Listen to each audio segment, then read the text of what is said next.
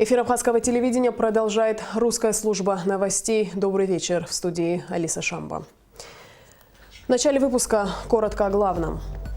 Названы имена подозреваемых в совершении убийства. Один из них уже признался. Сообщение Генпрокуратуры. Количество абитуриентов уменьшается. В АГУ подвели итоги работы приемной комиссии. Мимоза да не та. Экологи успокаивают. Под российский запрет попала не абхазская мимоза. Названы имена преступников, подозреваемых в совершении убийства и разбойного нападения на российских туристов. По данному делу задержаны два родных брата Джинджолия. Один из них уже дает признательные показания. Об этом сообщила сегодня Генпрокуратура Абхазии. Подробности у Нисфа Аршба. Информацию о том, что задержан второй подозреваемый в нападении на туристов и убийстве Андрея Кабанова, еще в воскресенье распространила Служба государственной безопасности Абхазии. Сегодня данный факт подтвердила и Генеральная прокуратура республики. В результате слаженных совместных оперативно-розыскных мероприятий Службы государственной безопасности и Министерства внутренних дел Республики Абхазия были установлены лица, совершившие разбойное нападение на семью Кабанова и Чижикова и убийство Кабанова, имевшего место 11 июля 2017 года в селе Приморское Гудаутского района. Разбойное нападение на группу отдыхающих из Москвы произошло неделю назад, 11 июля. Примерно в полдень в селе Приморское Гудаутского района на безмятежно проводивших время на берегу моря туристов напали двое неизвестных в масках. Вооруженные автоматическим и холодным оружием, преступники стали угрожать физической расправой, требуя от туристов денег и драгоценностей. Злоумышленникам удалось взять в заложники двоих женщин и 4 детей. Один из мужчин оказал сопротивление нападавшим и был тяжело ранен. Грабители нанесли ему 2 ножевых ранения в область грудной клетки и оставили умирать на берегу. Раны оказались смертельными. Сердце Андрея Кабанова перестало биться уже в больнице. 33-летний москвич занимался спортом, увлекался самбо и очень любил путешествовать. Активный образ жизни и такой же отдых Андрей Кабанов предпочитал больше всего. В нашу страну он приехал с семьей, с супругой и 2 детьми. Сестра Наталья с зятем и тоже 2 детьми соблазнилась рассказами Андрея о красотах Абхазии. В этот день они планировали ловить рыбу, устроить пикник, наслаждаться морем, тишиной и покоем, пока не пришли грабители. Силовые подразделения Абхазии все это время проводили необходимые оперативно-розыскные мероприятия, чтобы установить, определить и задержать лиц, совершивших данное преступление. По сигналу «Тревога» сотрудники милиции оцепили район от 71 по 73 километр республиканской трассы по периметру лесополосы и болотистой местности. К розыскным мероприятиям были привлечены кинологи и авиация. Прокуратура Гудаутского района возбудила уголовное дело по факту убийства, похищения и разбойного нападения. При УВД города Гудауты создан оперативный штаб. Возглавляет его генеральный прокурор Абхазии. Работают оперативно-следственные группы, брошены все силы на раскрытие этого преступления. С утра здесь провел совещание оперативное сам президент республики. И президент держит на контроле. Каждый шаг наших оперативников докладывается ему напрямую. И ждем определенных результатов. Поиск преступников по горячим следам результатов не дал. МВД Абхазии даже назначила вознаграждение в 1 миллион рублей за информацию о напавших на российских туристов. Президент Рауль Хаджинба расследование уголовного дела взял под личный контроль. Спустя 2 дня правоохранители сообщили о задержании первого подозреваемого. Его имя в интересах следствия сразу не огласили. Генпрокуратура лишь сообщила, что проводятся мероприятия по сбору доказательств и причастности подозреваемого к совершению преступления. И вот спустя еще несколько дней уже названы имена людей, которые подозреваются в совершении этого жестокого и дерзкого преступления. 15 июля 2017 года задержан Джинджолия Адгур Васильевич, 1988 года рождения, и 16 июля 2017 года задержан второй подозреваемый Джинджолия Даур Васильевич, 1987 года рождения, жители села Бугархук Гудаутского района, являющиеся родными братьями. Один из задержанных активно сотрудничает со следствием, дает признательные показания, в результате которых установлены местонахождение и изъято автоматическое оружие и другие вещественные доказательства, имеющие значение по делу. В настоящее время проводятся следственно-оперативные мероприятия. Историю нападения на туристов жители Абхазии восприняли как личную трагедию. Ведь одно дело – несчастный случай, который может произойти с каждым. Тут же хладнокровный расчет и жажда наживы, лишившие семью, мужа, отца и брата. Несчастье, произошедшее в Абхазии, некоторых отпугнуло от поездки в нашу страну души. Но спустя пару дней туристы поехали вновь. Желающих увидеть самые яркие, красивые, нетронутые рукой человека живописные виды маленькой республики становится больше с каждым днем. По карте, по желанию, то есть, увидеть какое-то что-то новое, что-то интересное. Планируем, какой-нибудь экстрим, что-то ощутить новое, какие-то новые ощущения, эмоции. Море ласковое, теплое. Давно отдыхаете? Да уже 10 дней. Ну как? Со Ставрополя, отлично. Нисфаршба, Алексея Гухава, Адам Урдженя, Беслан Джинджоли. Абхазское телевидение. Генеральная прокуратура Абхазии опровергает информацию о том, что Астамур Джапу, обвиняемый в изнасиловании лица, заведомо не достигшего 14-летнего возраста, помещен в психиатрическую больницу якобы с целью уйти от уголовной ответственности. Генпрокуратура заявляет, что данные слухи беспочвенны и необоснованы. Астамур Джапу в настоящее время содержится в изоляторе временного содержания Службы государственной безопасности Абхазии. По данному уголовному делу назначена судебная молекулярно-генетическая экспертиза, производство которой поручено экспертному учреждению компетентных органов России. Об этом говорится в распространенном сегодня заявлении Генеральной прокуратуры Абхазии. О криминогенной ситуации, о расследовании громких уголовных дел, о деятельности силовых структур страны и других актуальных вопросах идет речь в интервью президента Рауля Хаджимба, данное сегодня абхазскому телевидению. Преступления, которые были совершены последние месяцы, являются преступлениями, которые создают определенный фон, определенный имидж нашей республики. Такого не должно быть. И, к сожалению, вот такого рода преступления приводят к тому, что общество начинает изнутри бурлить. Есть много вопросов, есть много нареканий по работе самих правоохранительных структур. Но мы видим то, что были действия криминальных элементов, совершенные по отношению к отдыхающим. И совокупность действий всех правоохранительных структур, то есть совместные действия, привели к тому, что результат есть. Лица, которые совершили это преступление, задержаны. Ведется соответствующая работа следственных органов прокуратуры. Не сомневаюсь, все эти действия будут доведены до конца, и люди понесут наказание. Полностью интервью с президентом смотрите сразу после новостей. Сегодня президент Республики Абхазия Рауль Хаджимба подписал указ председателя Государственного комитета по репатриации. Согласно указу, Вадим Харази освобожден от должности председателя Госкомитета по репатриации в связи с переходом на другую работу. И этим же указом Беслан Бар назначен председателем Госкомитета по репатриации. Распоряжением президента Вадим Харази назначен полномочным представителем Республики Абхазия в Турецкой Республике.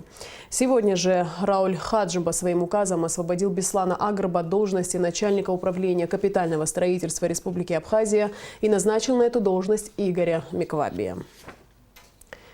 Сегодня руководитель администрации президента Даур Аршба представил коллективу администрации Сухумского района, исполняющего обязанности главы района Валерия Смыр.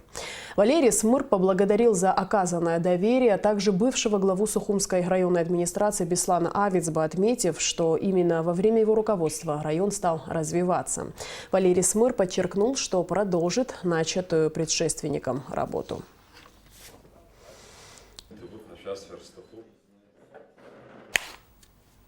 Президент Рауль Хаджимба подписал указ о награждении ордена Махидзапша третьей степени Антонины Хашба за заслуги в области исторической науки, а также педагогической и общественной работы. Сегодня же глава государства подписал указ о присвоении почетного звания «Заслуженный работник сельского хозяйства Республики Абхазия Индико Чагава» за многолетнюю и плодотворную работу в области сельского хозяйства и высокий профессионализм. Во всех вузах страны начинается пора вступительных экзаменов. Какие специальности востребованы и какое количество абитуриентов поступает в этом году, узнавали наши корреспонденты. Сынтәа Аԥснытәи Аҳәынҭқарратә университет ахь ашәҟәқәа алаҵаз абитуриентцәа хәышәи ԥшьыни ҩажәаҩык ыҟоуп. Ауниверситет аусуцәа иазгәарҭоит ҵыԥх аасҭа ҳакырынтә ишеиҵахаз урҭ рхыԥхьаӡара. Уи зегьы дзыхҟьо ҳара ҳзанааҭқәа рыла ҳәаанырцә иҭало дараӡа иахьырацәахаз ауп ҳәа рҳәоит. Сынтәатәи аҿар аԥышәарақәа зегьы ианырхыслак аамышьҭахь ауп ианеилкаахо заҟаҩы аднакылаз ауниверситет. Аҳәара ҟаҳҵоит анеиԥшгьы аҵараминистр аганахьала абас наҟынтәи яаны ҳастудентцәа нырго убра аҵхлаԥшра ҟаҵатәуп, иашоуп иахьа ҳамам азанааҭқәа дараӡа ирацәаны иҟоуп. Аинженер аганахьалом, аргылара аганахьалом, убарҭ рганахьала иугар ҟалоит арҵара азыҳәан, аха ҳара иҳамоу азанааҭқәа рыла гара иаԥсаӡам ҳәа сгәы иаанагоит. Афизика аԥсуа бызшәа иаԥсоума школқәа рҟны. Ахәыҷқәа школқәа ранӡатәи рхырхарҭақәа рыла ицаз ҩыџьа-хҩык ракәхеит. Сегодня на заседании Сухумской городской избирательной комиссии было принято решение о проведении 17 сентября повторных выборов депутатов городского собрания по округам номер 2 и 10, сообщает столичный избирком. Повторные выборы состоятся в связи с безвременной кончиной депутата от округа номер 10 Баграта Зантаря, а также избранием Лаши Ашуба, округ номер 2, депутатом Народного собрания. Выдвижение кандидатов в депутаты согласно закону будет проходить с 8 по 27 августа. Регистрация кандидатов в депутаты начнется 28 августа и завершится 6 сентября. Правительство России расширило список запрещенных в Российской Федерации психоактивных веществ, которые не включены в перечень наркотических средств. Среди попавших под запрет оказались и мимоза хостилис, содержащая психоактивное вещество, факты отравления которым были зафиксированы в ряде регионов Российской Федерации. Это постановление, появившееся несколько дней назад в российских СМИ, вызвало среди населения Абхазии некоторое беспокойство. Ирина Аршпа разбиралась с темой. Мимоза хостилис, включенная в список запрещенных наркотических средств и психотропных веществ, не имеет ничего общего с нашей желтой мимозой, которую мы ассоциируем с прекрасным женским праздником 8 марта и которую так ценят жительницы Российской Федерации. Растение с яркими желтыми цветами мы с вами называем мимоза, но называется оно совсем по-другому. Его ботаническое название – акация де альбата или серебристая, и к роду мимоз оно отношения не имеет. Представителей же рода мимоз на Северном Кавказе и у нас можно встретить только в единичных экземплярах в ботанических садах или питомниках. По содержанию химических веществ ничего нового здесь тоже нет. В любом справочнике вы можете найти, какие активные вещества содержатся в мимозе серебристом, который произрастает у нас там. Полисахариды, различные флавоноиды, различные кислоты. Если обращали внимание, в местах трещины коры выступает иногда отвердевевший камедь. Вот камедь имеет применение в медицине в виде вяжущего средства. Так что мимоза хостилис, родом которого является из Америки, ничего общего с той мимозой, которая произрастает у нас, не имеет. Содержание в мимозе серебристом у нас веществ наркотических, психотропных не обнаружено и нет, и быть не может по существу, поскольку это растение достаточно хорошо изучено в области фармакопеи. Что касается запрещенного растения мимоза хостилис, то этот вид многолетних вечнозеленых деревьев или кустарников распространен только в северо-восточной части Бразилии. Был обнаружен также на севере и в южной части Мексики. Именно это растение известно тем, что его части используются для приготовления традиционных в Бразилии психоактивных отваров. Виной всему вещество диметилтриптамин, которое содержится в семенах и некоторых других частях растения. В последнее время высушенные части и семена данного вида мимозы стали распространять предприимчивые торговцы. Отвары частей растения вызывают эйфорию, что привлекает некоторых любителей таких ощущений, но это опасно для жизни. Кстати, Россия не первая страна, которая запретила эти вещества. В некоторых странах Европы это сделали раньше. Таким образом, наша абхазская мимоза абсолютно безопасна, и популярные ярко-желтые букеты акации серебристой каждое 8 марта будут еще не один год радовать прекрасных дам. Ирина Аршба, Михаил Братухин, Абхазское телевидение. МЧС Абхазии начинает процесс утилизации баллонов и контейнеров с хлором. Об этом материал подготовленный пресс-службой спасательного ведомства страны. Отдел по обезвреживанию взрывоопасных предметов и химически активных веществ МЧС Абхазии начинает мероприятие по утилизации баллонов и контейнеров с хлором, которые пришли в негодность или с истекшим сроком эксплуатации. В республике хлор в основном используется для обеззараживания воды на станциях водоподготовки. На данный момент скопилось достаточно большое количество баллонов и контейнеров с хлором, которые не годятся для дальнейшей эксплуатации и подлежат утилизации. Даже в кажущихся пустых баллонах и контейнерах содержится остаточное количество хлора до 2-3 литров, который при утечке может нанести вред здоровью и окружающей среде. Поэтому большая просьба к населению и руководителям предприятий, которые имеют какую-либо информацию о наличии баллонов с хлором, которые не годятся для дальнейшей эксплуатации, сообщить в МЧС. Приедут специалисты, заберут баллоны для дальнейшей утилизации. Не понимая всей опасности, люди сдают емкости из-под хлора, к примеру, в пункты приема металлолома. Специалистами был зафиксирован не один случай утечки опасного химического вещества. Хлор – это токсичный удушающий газ, который при попадании в легкие вызывает ожог легочных тканей и удушье. Было зафиксировано несколько случаев утечки хлора из испорченных баллонов на металлобазе, где люди сдали баллоны как металлолом, и в частном домовладении, где человек пытался приспособить контейнер из-под хлора для бытовых нужд. Хлор, как правило, хранится в специальных стальных баллонах высокого давления. Баллоны с жидким хлором имеют специальную окраску, защитный цвет с зеленой полосой. По истечению времени окраска может сойти. Министерство по чрезвычайным ситуациям рекомендует всем жителям республики быть внимательны и в случае обнаружения контейнеров или баллонов с хлором немедленно обращаться в службу спасения. Первому оператору мобильной связи Абхазии 14 лет. Свой день рождения Аквафон отметил с привычным размахом. Набережная Махаджиров на один вечер превратилась в настоящий танцпол. Внимание уделялось всем от мала до велика. Лазерное шоу, красочная фотозона и, конечно же, море подарков. 14 новейших гаджетов вручили победителям акции «Твой iPhone от Аквафон».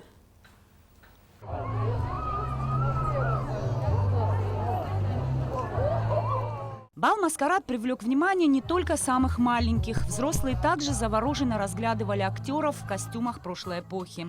Набережная Махаджиров в районе Колоннады в этот вечер превратилась в танцевальный рай. Чарующее представление, которое всем жителям Абхазии подарил Аквафон. Любое наше мероприятие призвано зацепить эмоционально каждого человека, который присутствует на этом мероприятии. И поэтому мы сделали столь красочную нашу сцену, столь красочную колоннаду, которую вы видите за спиной. То есть мы хотели подарить людям праздники, как нам кажется, нам это удалось. Естественно, хочу поздравить своих коллег, работников компании «Аквафон» с нашим 14-летием. Успехов нам всем! Следуя традициям, свой 14-й день рождения Аквафон отметил с размахом. На празднике для своих абонентов и всех жителей республики было множество сюрпризов. Один из них – розыгрыш iPhone 7 для подписчиков компании в Instagram. На вечере было два специальных гостя. Первый абхазский автогонщик Дмитрий Гвазава и диджей Света. На площадке мероприятия обладатель Кубка Миджи, действующий чемпион, первый абхазский профессиональный автогонщик номер 1 в серии Миджи Дмитрий Гвазава. Я бы хотел поздравить компанию «Аквафон» с днем рождения, пожелать сотрудникам компании успеха, продолжать работать с таким же энтузиазмом, чтобы все у вас получилось. Торжественную часть праздника посвятили церемонии награждения победителей акции «Твой iPhone» от Аквафон. Для награждения победителей были приглашены модели культурного фонда «Элстар». И все это в сопровождении искрометного юмора ведущих вечера Алхаса Манаргия и Астана Барцыц. С большим удовольствием поздравляю компанию «Аквафон». Это замечательная команда, с которой чрезвычайно приятно и комфортно работать, потому что это большие профессионалы. Я поздравляю всех, кто работает сейчас, кто когда-либо работал, в первую очередь первых людей, которые это все организовали, стояли у истоков. Ну и всех нас, всех абонентов этой компании, благодаря «Аквафону» мы 14 лет тому назад были на связи. И с тех пор всегда на связи. Аймадара Умарцин. Первый коммерческий звонок абонента «Аквафон» был совершен 15 июля 2003-го. Этот день и считается датой зарождения рынка мобильной связи Абхазии. 14 лет упорного труда от строительства базовой станции до развернутой сети по всей Абхазии. 14 лет только самые передовые технологии, новые горизонты и возможности. Сладкая вата, мыльные пузыри, шоу-перформанс, лазерное шоу и самые лучшие хиты сезона. «Аквафон» сумел подарить стране праздник на любой вкус и возраст. Нисфа Аршба, Михаил Братухин, Абхазское телевидение.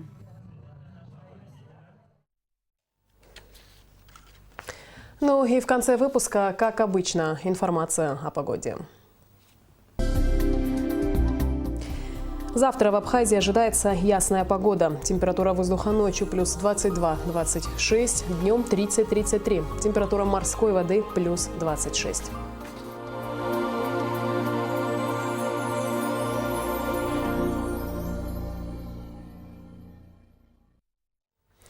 На этом наш выпуск завершен. Всего доброго и до скорой встречи в эфире.